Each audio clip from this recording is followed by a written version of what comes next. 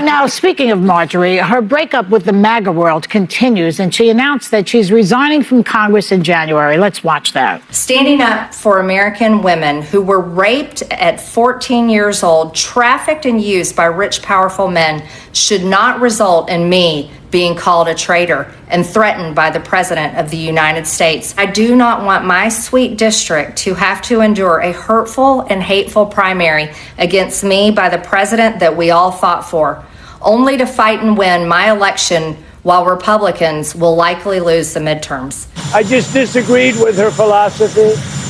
She started backing perhaps the worst Republican congressman in our history, this stupid person named Massey.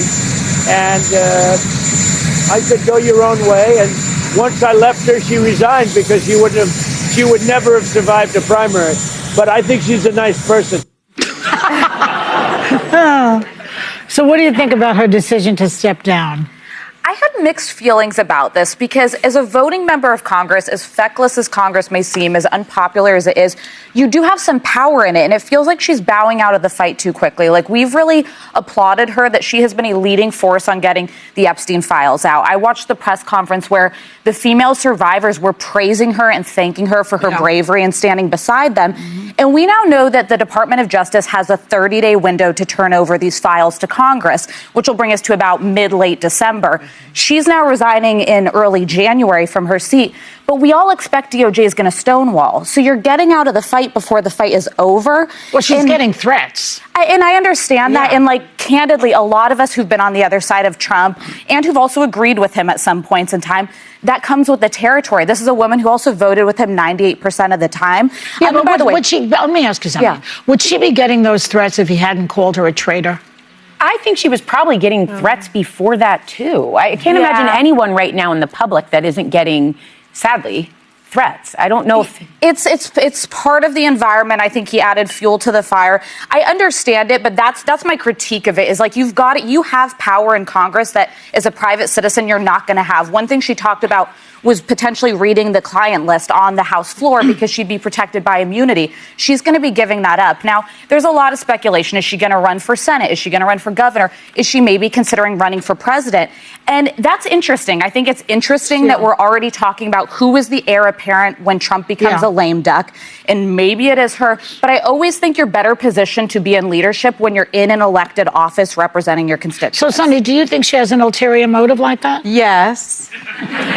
Look, she's a big age. She's in her 50s. And I think people that are big ages don't just change miraculously overnight. They just change their behaviors to get what they want. That's just You're saying 50-year-olds don't change? My shrink said to me, you're a baby when I was 50. Yeah, no. That's just my belief. I think it's a pretty big age to all of a sudden have a miraculous, 180. I think that she's going to run for Senate. It's pretty clear that by leaving Congress now, she can distance herself from the losses that will undoubtedly happen in 2026. I think the Democrats are going to take over the House. Marjorie Taylor Greene herself has predicted it. There's Congressman Collins. He's under investigations now. He's someone that's running to, I think he's going to primary John Ossoff in Georgia. So there's a Republican opportunity in but Ossoff Georgia. is very popular. Yes, but I think she wants to be senator. It's been reported that she went to Trump and asked for his backing to run for Senate, and he didn't give her his backing. And that's part of sort of this turnaround. Looking at Marjorie Taylor, we see that she resigned. And she stepped down. So the women in the views have their own opinion. You hear she stepped down, she talks about rich people who are about that 8% theory. Rich people who like devalue young girls and like have their way with young girls. So she's trying to stand up for it, and they coming after her. She has been receiving threat also, and then she just decided to step down. So she was, you could see that those victims, some of those girls that were victims that were being saved and came out, they were really thanking her that she did a very good role. She played a very good role for them to be alive and for them even to have that voice to speak. She was very powerful in it, and the women in the View said, some of them say they don't trust her because she signed a big, beautiful bill. She came to and she knew it was going to affect her people, and she claimed all the Medicare, even a SNAP benefit. She knew, but she signed it. She will only do things that will benefit her. The things that will not benefit her, she's not going to do it. Some of them say that somebody like Anna said for the first time she was going to believe her because she knows that coming here, she's very she has proven herself, and she don't even need President Donald Trump again. She have her own money, and she's not that seeking for power. She's comfortable.